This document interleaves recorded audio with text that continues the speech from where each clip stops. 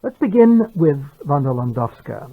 The tape is not dated, unfortunately, but she speaks of the Mozart year, so I would have to assume that it's 1956, which would have been the 200th anniversary of Mozart's birth. And frankly, I don't remember it much, but if people in the music world paid half as much attention to Mozart in 56 as we did last year to Bach, Handel, and Scarlatti, that must have been just a flood of materials.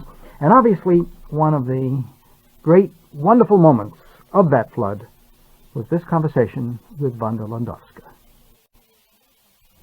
To celebrate Mozart's year, I have abandoned for the moment my beloved harpsichord to return to my first love, the piano. Today, much confusion exists as to how Mozart should be played. My pupils, my friends, often ask me to clarify certain points which puzzle them. First of all, comes the question of the instrument. What was Mozart's instrument, and how can we play his music and our modern piano?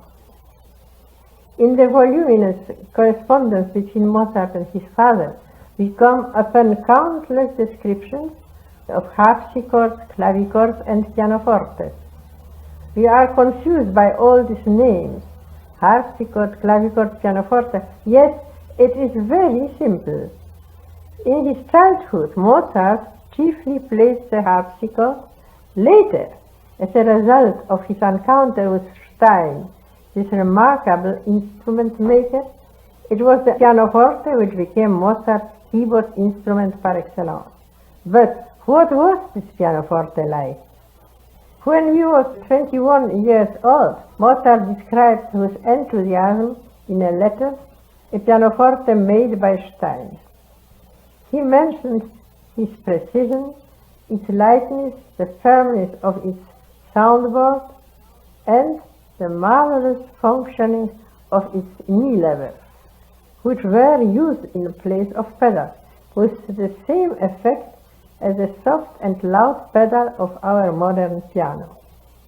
It was the pianoforte which, to Mozart's taste, best suited the most expressive resources of bel canto, as for instance in the first and second movement of the B-flat major sonata, and above all in the inspired and incomparable rondo in A minor. Listen to the first movement of the D major sonata.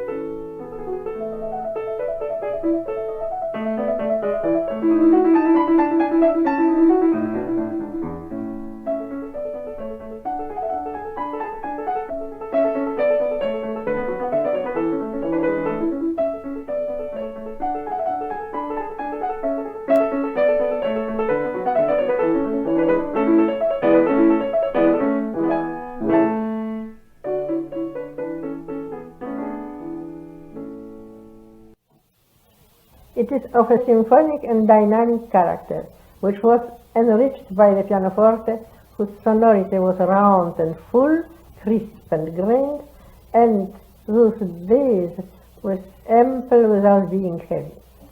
Those who had the good fortune to hear Mozart play the pianoforte were ecstatic in describing his cantilena, which seemed to issue from the throat of a singer rather than from the keyboard of an instrument.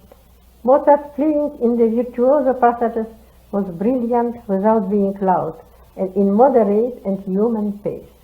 It became, in the slow movement, sensuous yet spiritual, lively, punctuated by interrogation marks and exclamation points, and by caesure which marks off each phrase like an air or a recitativo sung with a flowing intelligence only to be found in the greatest singers.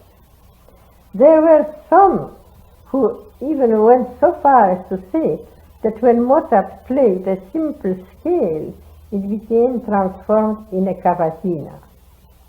Now, how can we give to Mozart's piano works all these qualities and our modern instruments? It is of prime importance to all present-day pianists to study the resources and effects of 18th century keyboard instruments and the manner of manipulating them. This will instruct these pianists in the science and art of creating in the modern piano a special touch which will render the most faithful reproduction of the tonal aesthetic of Mozart's time and bring out the authentic colors of the 18th century pianoforte. But what about the pedals, I am asked? Should we use them or not? We know that the pianoforte of Mozart's time had either knee levers or pedals, whose effect was comparable to that of our modern piano pedals. Then, the description made by Mozart of the qualities of the Stein pianoforte, as well as the description of its manner of playing, are clear indications that the pedals should be used, but with discretion, so that the harmonic and melodic texture will remain clear, crisp, light and transparent.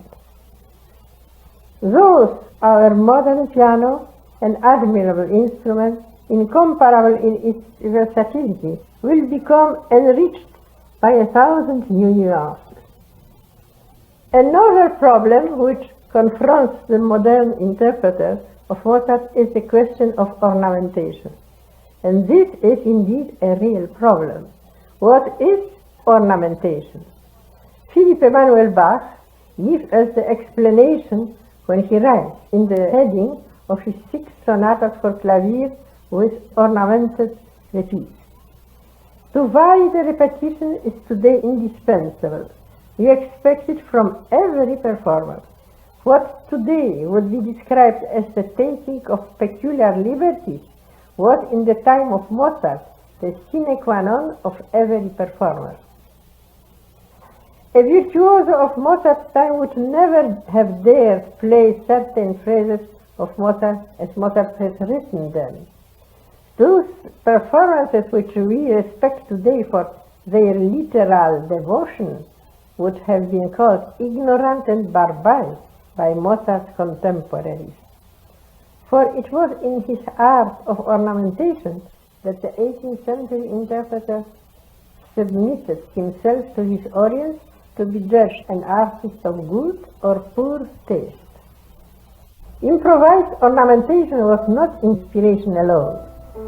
It was a science based on very severe laws. One had to know them before starting to embellish a masterpiece. Fortunately, Philipp Emanuel Bach, Franz, Leopold Mozart, and many others have left us detailed treatises which are our guides. They tell us that one should play the principal theme upon each of its recurrences in a slightly different way.